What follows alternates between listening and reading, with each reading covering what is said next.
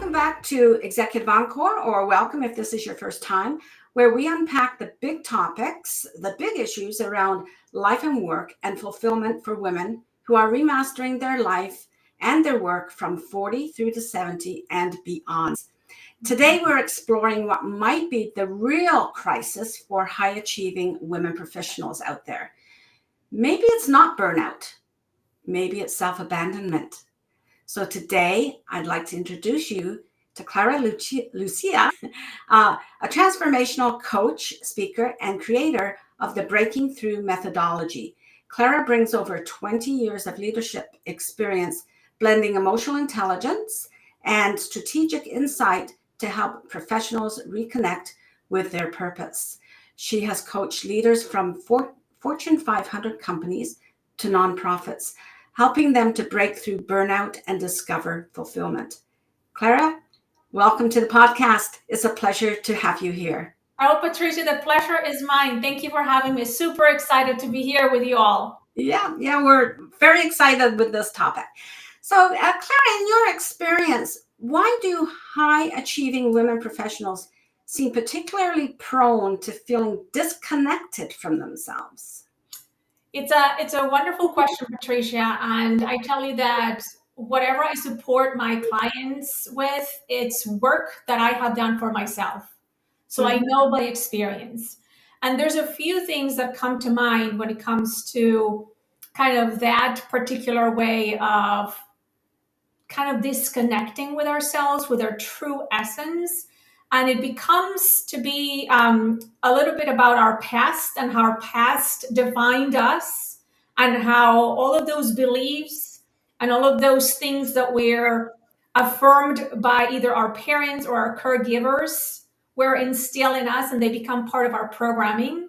Mm-hmm. There's also, pressure from the outside world.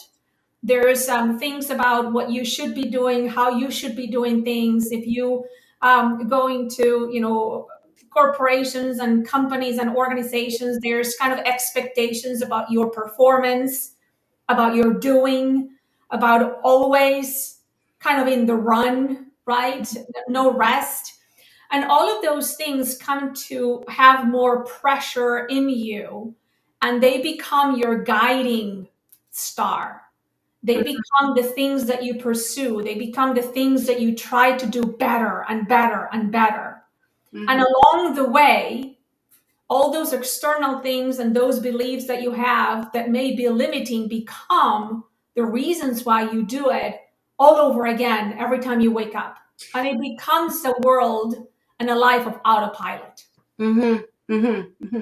Yeah, that resonates with me because they are the things that are recognized in you earlier in life, through life, from caregivers, from teachers, from parents, everyone who has your best interests at heart. But what happens then, it's very hard for us to veer out of that and always have the pressure of being that high achiever, right? Because we've been congratulated on these things. And so we want to keep on doing that. And I would imagine that's where that feedback is what actually builds up that perfectionism in us, because we want to do it even better. Like we did good before, but now we want to do it even better. And we set very high goals for ourselves, usually external rather than internal goals, Yep. right? Yep. And that's what silences our inner needs and our emotions. So thank you for that. The other thing that really interests me is how you frame personal love. Could you tell me where the idea of personal love fits into what you've just spoken about? Yeah. So personal love is something dear to me, because in my studies, when I was doing my master's degree, I realized that I was becoming the subject of study. In other words, I became that person that I was getting to know better and better. And what I realized is I grew up thinking that love was conditional. I was growing up in a way of the more I do, the better I behave, the less problems I give to specifically my dad, the better off. And one day he will see me and he will love on me. So I condition myself to think about love as something that I will have to earn over and over and prove myself deserving of. And what I realize is living under that conditional love is one, exhausting, and two, is relying on external validation and affirmation, either from other people, including bosses, colleagues, friends, spouses, significant others, parents. And it turned to be a wake up call when, I realized that personal love is you choosing you first. Mm-hmm. Personal love is about you falling in love with yourself because you're a beautiful, imperfect human being with the good, the bad, and the ugly. And when you entertain the idea of kind of dating yourself, getting to know yourself, understanding that your yearnings are so beautiful, that your emotions are to be honored, then you start to loosen up on the expectations of the outside world for you to feel okay with yourself. So I understood that for you to change anything in your life, you have to revert back to you and you have to fall in love with you first. So then you can love others from a plate of abundance Mm-hmm. and self regard. And Mm-hmm. when you are able to choose you, no one can take that away from you. Mm-hmm. Mm-hmm. So personal love is the first step to going through and changing any other behaviors. Say a little more about the self-regard, because that's part of emotional intelligence. And I believe it's something that people don't quite understand, women in particular, because they are always giving, right? And always sort of comparing themselves with others. That affects their self-regard. So can you explain a little more about self-regard for our audience? Yeah, good question. And self regard really is the invitation for you to be curious about going inward and uncovering the beauty within. And the beauty within includes your bright side, your incredible skills and talents, and the wonderful personality that you have, but also includes a shadow side of us. Mm-hmm. Mm-hmm. It's our imperfections, Mm-hmm. is perhaps the ways that we snap or how we can perhaps lose control of something. So all of those things are part of that discovery of what would it be like for you to start dating yourself with everything that you are and be welcoming of that. And when you start seeing yourself, I just got goosebumps as I was like kind of like hearing me talk about that because it's beautiful, it's about you being curious enough, being kind enough, and courageous enough to go inward so that you can uncover the beautiful gift that you are. And when you do that, things around you start changing because your view of things also change. And your Yes. relationships do too. Yeah. So the interesting thing about that is if you date yourself and you see there's something that you're not quite keen on about yourself, right? Um, you then have that awareness to say, I'm not too crazy about me in that situation. Maybe I can do something. So it's very much about self-awareness. Maybe I can do something to change that so that I'm a better date the next time, right? But the thing is not to just sort of then abandon the date, like you say, abandon. You don't just sort of drop yourself or say, beat up on yourself. So there's a little bit of self-compassion and understanding there as well, right? So that's an interesting concept of dating yourself. There's going to be things you don't like about yourself, Absolutely. but you're still continue to love yourself, And right? that's the beauty of it, right? I mean, think about all the things that you may not like about the person you're dating or the person that you're sharing your life with, even your friends that are close to you. That's And right. I think there's a point of, if like I tell you, like I don't like the way that I sometimes need to have control over everything and everyone around me. And it becomes, I become a little bit of a stubborn person at times, and I'm not proud of that. But what I do now, because I recognize it, and I'm not proud of, because that alters the way that I engage with other people. And that brings a lot of pressure on me as well, thinking that I have to have it all control as opposed to asking for help or delegating. So there's reasons why you would rather be curious about one behavior that you don't like about yourself, and then subtly start to challenge that. Yeah. Yeah. Right? That's where true change becomes real, Yeah. is when it's significant enough for you to want to do something about it that is different. Yeah. Hmm. So it is, I think you've mentioned this before, is that like you have to start small on those sort of things. Um, Pause and give yourself permission to be curious about how am I coming across in the world, right? And then make the little changes that you're comfortable with. As long as you are making some changes, if there's something that you don't like, that, you know, I've heard this so often that people say, well, that's the way I am. I'm not going to change. And I find that so disappointing on their behalf, because they don't understand how they're limiting themselves, but also how much they could be more of the person that they want to be, rather than giving up on themselves. And I think that relates to abandonment as well, right? When they say that, like, this is just the way I am, they're abandoning all The thoughts, possibilities. yeah, of what they could be. Yeah. Yeah. So this concept that you talk about, you emphasize that purpose isn't something to achieve, but it's something to awaken. Can you share more about that? Yeah. I love purpose because purpose changed my life. And it is through my purpose now that I am also helping to change the world. And that sounds a little bit of cliche, but let me tell you a story. Since I was very little, I was striving to be the good girl, the one that follows the rule, the peacemaker. Everybody gravitated to me. My grandma used to call me Clear Light, because actually that's what the meaning of my name, Clara Lucia, means clear light. And there was a lot of pressure on me to keep everything together, to keep the family happy, to keep things from happening to us. And I realized that I was very good at all of that, but I forgot about myself in Yeah. the making. Yeah. Right? So that's where the abandonment took place. I took everybody else as priority except for my own. Yes. And when I started this discovery work and this developmental work as a grown up, right, things started to change because I realized that unless I go inward and unless I claim myself first, I'm not going to be able to find a purpose that is truly mine to live and is truly mine to own.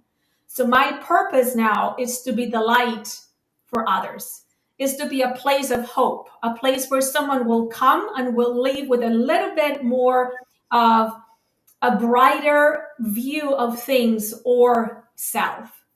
So purpose is the reason why I wake up every day. Purpose is the reason why I go through the ups and downs of being an entrepreneur and a coach. Purpose is what motivates me when things are rough. It's like that kind of light bulb or lighthouse in the horizon that keeps you going. Mm-hmm. So purpose is personal.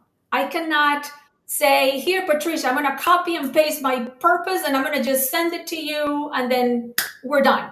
Purpose is an internal calling that comes when you are able to go inward and to really get to know yourself, get to accept yourself, and get to really give you that sense of personal love. Mm-hmm. And it's something that emerges from within, and it's an expression of yourself, and it becomes intertwined with your personality. Yes. So when I am with my clients and when clients refer to others, purpose is one thing that they come up with. Oh, she'll help you come up with a purpose. And it's not like I'm going to copy and paste it and give it to you in a pretty sentence. I am going to be able to facilitate you Mm-hmm. getting into that place where it's going to be a visceral reaction Mm-hmm. Mm-hmm. when you're able to find it. Yes, Clara Lucia, a lot of people, there's a lot of pressure on people to have a purpose, especially when you come to a certain transition in your life. Maybe you're leaving corporate world of your own choosing, or maybe you've been given a package, right? And so then women have this, especially high achieving women, they had a purpose where they were working before. It was the purpose of the organization, right? You follow their goals. Now there seems to be so much pressure, Clara Lucia, that how do I now decide on what my purpose is? If all these years I have been living within this framework where I've been working towards some other vision than my own, right? Yeah. So that it's very important to have someone who can help you facilitate that. Now it's not a one call fix, is it? How long, and I think it evolves. So how long do you think is a good time to invest in the beginning? There's Mhm. always ongoing investment, right? You don't Mhm. get it and that's it. How long does it usually take for someone when you're facilitating for them to start to get the spark of what their Yeah. purpose is? It's a great question, and I love it because throughout my years of coaching, I found that, and the things that I have put together to help facilitate that, it's probably a process of, I want to say, 3 to 4 coaching sessions, and then worksheets and reflection time in between. Yes, yes. So I mean, it's not a magically thing that you turn on and off and switch and then boom, there it is. It's work Yeah, because it is personal, yeah, because nobody's giving it to you as you have been used to, right? This is something from within. And it goes back to as simple as going back to when you were a little girl or a boy, growing up to those childhood, experiences, and seeing yourself back then at the things that you lit up with, at the things that gave you fulfillment. And maybe it was about the animals. Maybe I get goosebumps. mhm, Maybe it was about being in touch with nature, or you were incredibly at storytelling. There are specific things and activities and moments in your childhood experience that will spark that ability for you to reconnect with that beautiful essence that is still within you. yeah, And when you're able to go there and follow kind of the process and do the worksheets and set up time, little by little, you're going to start to see that there's trends, and then there's similar messages coming up. mm, And once you kind of look at them as a kind of like from a distance, you're going to realize, oh, this has been with me all along. yeah, I just let go of that to replace it with something else. But now this is coming from within. yeah. And that's why we call it inner work. Right? Yeah. So you've just described that the real crisis for high achievers is self-abandonment. You've talked a little bit about that. So can you say more about how do you flip that? If that's the real crisis for us, how, apart from the inner work, but are there other things that we can do to start perhaps even recognizing that we are abandoning ourselves? Yeah. So great question, Patricia. I think the first thing that comes to mind for me is it's when you are letting go of yourself, it starts showing up. It starts showing up in the way your body feels. I mean, silly things like, you know, you're going Zoom meeting after Zoom meeting after Zoom meeting, and you don't give yourself even 60 seconds to recalibrate from meetings. Or you just have one more thing to do, one more thing to do so that you can cross it off the list. But that one more thing means you're staying and you're eating lunch in your desk. And that lunch break is being squeezed into smaller and smaller and smaller times. Or to be brutally honest, is you're holding your need to go to the bathroom just because you need to get the next thing out of your inbox, right? So your body starts to feeling it, and then your emotional state of being also suffers.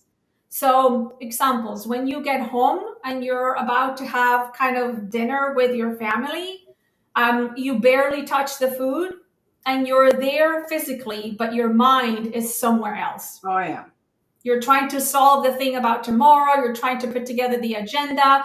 Gosh, you had, the problem with this employee and you're trying to, right? So all of those things are taking a toll. And the sad part, Patricia, is someone is paying that.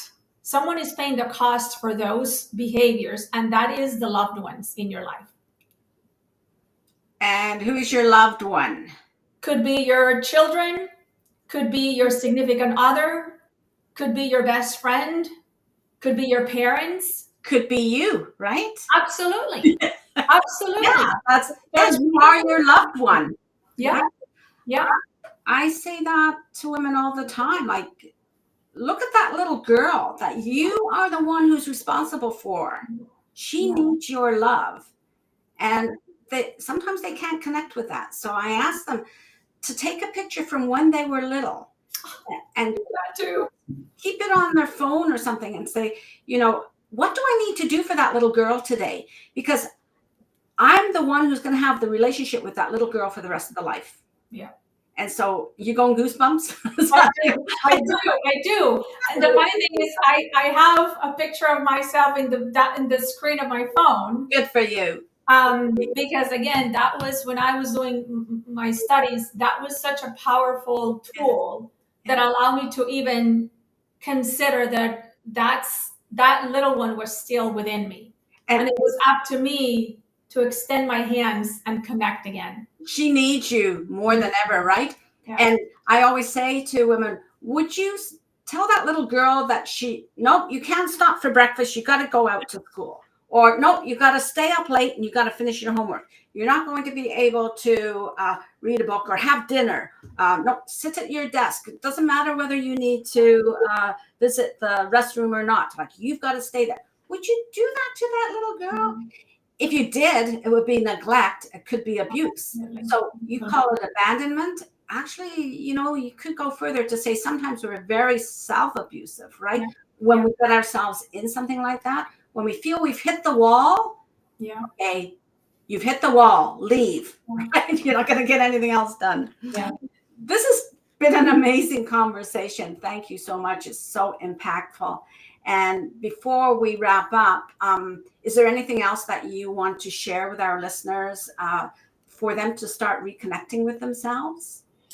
I appreciate the space that you have created for women like us to hear some good news, because I want them to know that they are not broken, that there's nothing wrong with them, and that there's always that choice to go back inward so that they can reconnect to themselves, so that they can be the best they can be for others. Yeah. It starts with you. It starts by choosing yourself, by getting curious to start dating yourself so that you can uncover what personal love means to you. Mm-hmm. It's about connecting with that why, with that reason to exist that will move you through the hardships. And it takes your choice. It takes your, two hands to say, perhaps I need help. Perhaps I would love to just take a little break and give myself a chance to rediscover what truly it means to be an executive, be a high performing, women that chooses self first. Mm-hmm. Thank you so much, Clara Lucia. As you can see, if you're watching the video, you will see every way that you can connect with Clara Lucia.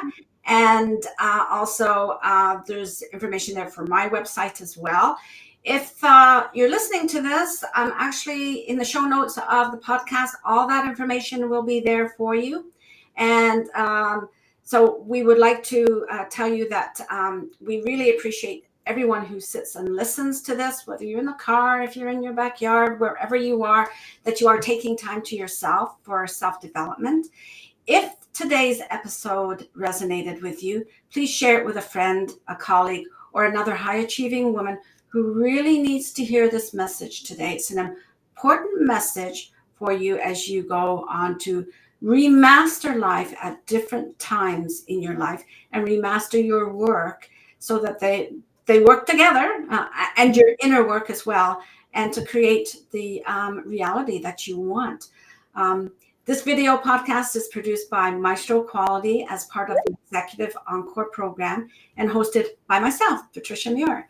Please subscribe to Executive Encore on YouTube and on Spotify and on Apple Podcasts, wherever you get your podcasts, for more insightful conversations and inspiration for transformation.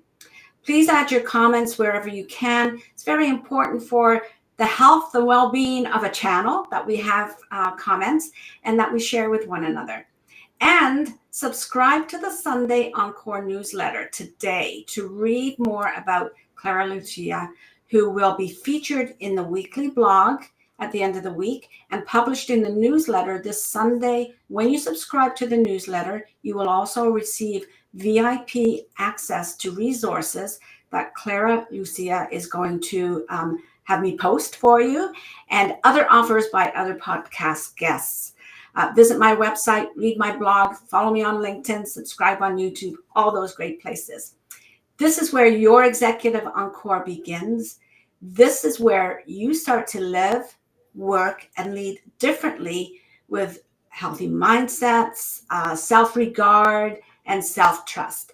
Until next time, take care of yourself, do what's best for you, and don't jeopardize what you've built for yourself. Bye-bye.